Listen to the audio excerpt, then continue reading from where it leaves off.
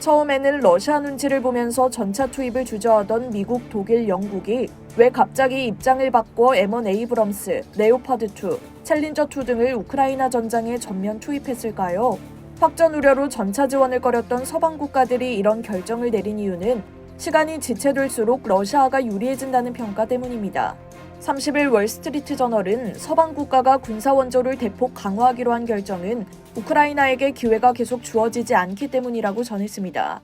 이는 지난해 키예프, 헤르손 등을 탈환하며 우크라이나가 승리할 것이라는 전망과는 대조되는데요. 블라디미르 푸틴 러시아 대통령의 초기 전쟁 계획이 무너진 상황에서 서방 국가들은 전투가 길어질수록 우크라이나가 승리할 가능성이 높다고 봤습니다.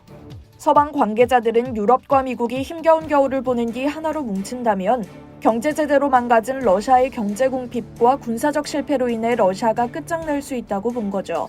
하지만 러시아의 우크라이나 침공이 1년이 넘어가면서 서방 국가들의 전망은 희미해졌습니다.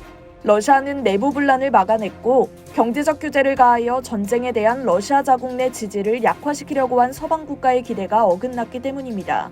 대신 일부 서방 국가들은 인력과 물자를 계속 투입하는 러시아가 장기적인 소모전에서 우위를 차지할 수 있다고 보고 있습니다.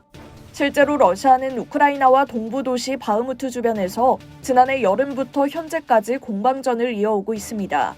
안드레이 쿠르토프 러시아 국제문제위원회 위원장은 아무 변화가 없는 한 1차 세계대전 같은 소모전도 예상한다며 양측 모두 시간이 자기 편이라고 믿기 때문이라고 말했습니다. 그렇지만 결국 서방과 우크라이나가 먼저 지칠 것으로 푸틴 대통령은 확신한다고 그는 전했습니다. 푸틴 대통령 역시 지금의 전황을 유지하기만 해도 이기는 것으로 보고 있다는 평가도 나옵니다. 실제 미국과 유럽군 관계자들 사이에서도 우크라이나 전쟁이 지금의 상태로 장기화해 1차 대전식 포격전으로 자리 잡으면 오히려 인구가 많고 군수산업이 발달한 러시아에 유리한 시나리오란 분석이 나옵니다. 전문가들은 앞으로 러시아가 쌓아놓은 수십억 달러의 자금으로 최대 2-3년은 예산 부족을 상쇄할 수 있다고 보고 있습니다. 내년 미국 대선도 최대 변수입니다.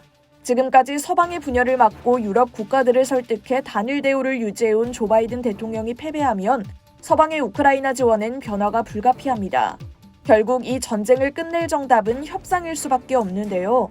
서방 국가는 전차 투입으로 유리한 고지에서 러시아를 협상 테이블로 불러들이려는 속셈인 거죠. 월스트리트 저널은 전차 및 방공 시스템은 우크라이나가 러시아 공격을 격퇴하는 데 도움이 될 뿐만 아니라 러시아 영토를 공격해 유리한 협상 고지를 차지할 수 있는 수단이라고 설명했습니다.